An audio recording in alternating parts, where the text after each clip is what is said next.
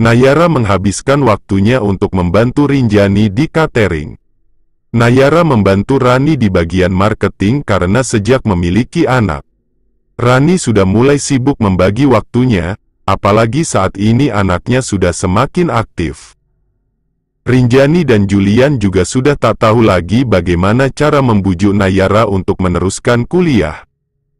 Tapi Nayara selalu menolak. Baginya, saat ini yang paling utama adalah masa depan Jenny, adiknya. Jika tawaran kuliah itu masih ada, maka Nayara berharap kalau Rinjani dan Julian akan menawarkan itu kelak pada sang adik.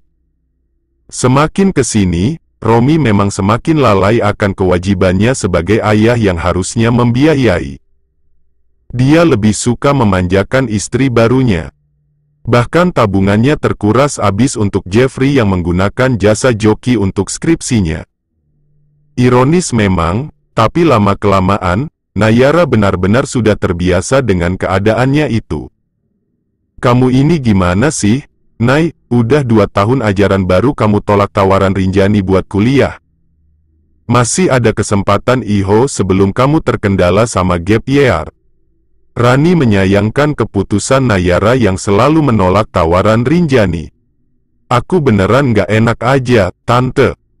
Tante Rin itu udah terlalu banyak kasih aku bantuan. Aku sampai gak tahu gimana cara ngebalasnya nanti.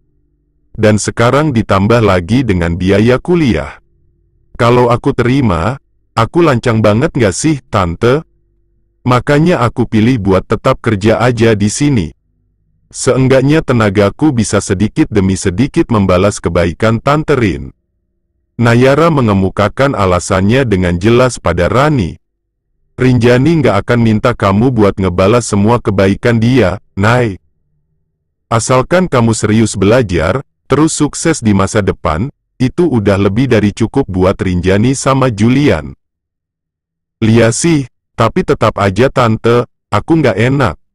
Dan kalau memang kesempatan itu masih ada, aku akan menyimpan tawaran itu buat adikku nanti. Biar adikku saja yang kuliah. Rani menatap Nayara dengan sangat dalam. Nayara belum genap berusia 20 tahun, tapi pemikirannya sangat dewasa. Nayara juga terlihat sangat tulus dan benar-benar ingin berkorban untuk adiknya. Heran banget sama ayah kamu. Anak sebaik ini malah diabaikan. Gimana bisa sih ayah kamu nggak percaya sama kamu? Rani jadi ingat sosok Romi. Ayahnya Nayara yang saat ini semakin tidak peduli pada Nayara dan adiknya. Biarkan waktu yang membukakan mata dan hati ayahku, Tante. Mungkin memang jalannya harus kayak gini. Tapi betapa beruntungnya aku karena bertemu dengan orang-orang baik, seperti Tante Rin, Om Julian dan juga Tante Rani. Sabar ya, Nay, kamu harus tetap semangat. Hidup memang kadang tidak adil. Tapi ketidakadilan itu adalah cambuk untuk kita agar bisa menjelang hidup yang lebih baik, pantang putus asa, oke? Rani menyemangati Nayara. Nayara mengangguk sambil tersenyum yakin. Siap, Tante. Tegasnya. Selesai bekerja, Nayara pulang ke rumah. Saat ini, Jenny sudah duduk di bangku kelas 5. Tak terasa waktu terus berlalu, sudah lebih dari 2 tahun sejak mereka pergi meninggalkan rumah mereka. Jenny semakin dewasa, walaupun usianya masih kanak-kanak. Dia sudah bisa ditinggal sendirian di rumah. Menunggu sampai kakaknya pulang ke rumah. Kak, sapa Jenny begitu Nayara pulang. Udah makan? Tanya Nayara. Udah, tadi ada ayah bawain nasi kotak buat aku. Buat kakak juga ada, aku simpan di meja makan. Jawab Jenny. Romi datang, membawakan makanan? Nayara tak ingin senang dulu. Secuil perhatian itu tak akan mengganti perhatian yang seharusnya Romi curahkan setiap hari padanya dan pada adiknya. Nayara melirik sebuah kotak kardus bersisi nasi dan lauk pauk yang ada di atas meja makan. Dia tidak semangat untuk memakannya. Nayara pun mengabaikannya. Nayara lebih memilih untuk duduk di ruang utama rumah untuk menepikan lelahnya. "Kakak tahu nggak itu nasi kotak apa?" kata Jenny dengan nada bertanya pada sang kakak. "Apa, beli dari warung nasi kali?" jawab Nayara asal. "Bukan, itu tuh nasi kotak syukuran kelulusan Bang Jeffrey," jelas Jenny. Wah, kejutan sekali. Romi ternyata lebih peduli pada urusan Jeffrey daripada urusan putri kandungnya. Fix, Romi sudah dibutakan oleh cinta dan nafsu, no debat lagi. "Terus kamu makan abis nasinya?" tanya Nayara. "Ya dimakanlah kak, kan sayang kalau nggak dimakan, bisa mubazir. Lagian tadi aku udah lapar banget. Mau nyeduh mie instan, nggak dibolehin sama ayah." "Iya sih, nasi kotaknya nggak salah. Kenapa aku harus nyalahin nasi kotak? Tapi, sudahlah. Bukankah aku terbiasa dengan situasi kayak gini?" batin Nayara dan dia pasrah untuk yang kesekian kalinya. Tahu nggak kak, kata Anessa, Kak Al mau pulang ke Jakarta lo malam ini." Jenny membawa kabar lain. Kabar tentang Al yang akan pulang dari Amerika malam ini. "Oh ya? Wah, pasti Wimala senang banget Ai mau pulang." Nayara ikut senang mendengarnya. Sehari-hari ia mendengar keluh kesah Wimala yang terkekang rindu pada Al yang hanya bisa pulang 6 bulan sekali. Mendengar Al akan pulang, Nayara ikut senang untuk Wimala dengan tulus. Kak, aku boleh tanya sesuatu nggak sih?" tanya Jenny. "Tanya apa, Jen?" "Soal Kak Nay, Kak Al dan Kak Wimala."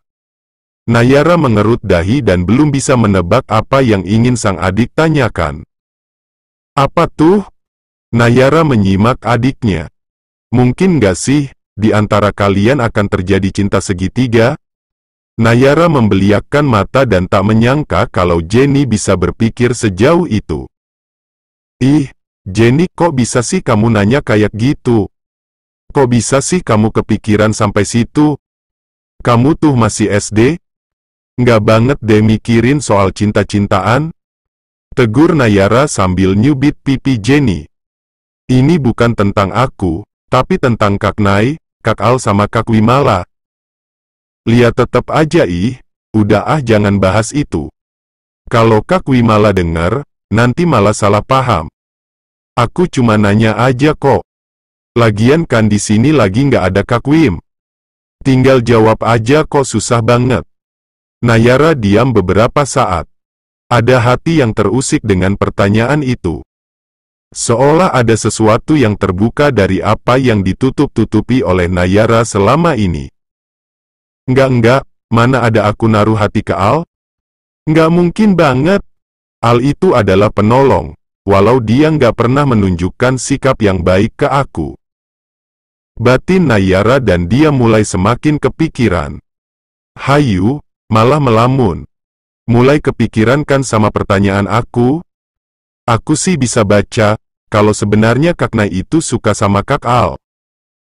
Nayara tersadar, dan dia merasa adiknya semakin jauh ngelantur. Jen udah kakak mau ke kamar dulu, mau mandi." Nayara segera menghindar lalu pergi ke lantai 2 rumah. Mandi yang bersih, yang wangi, dandan yang cantik, siapa tahu ketemu sama Bang Al malam ini.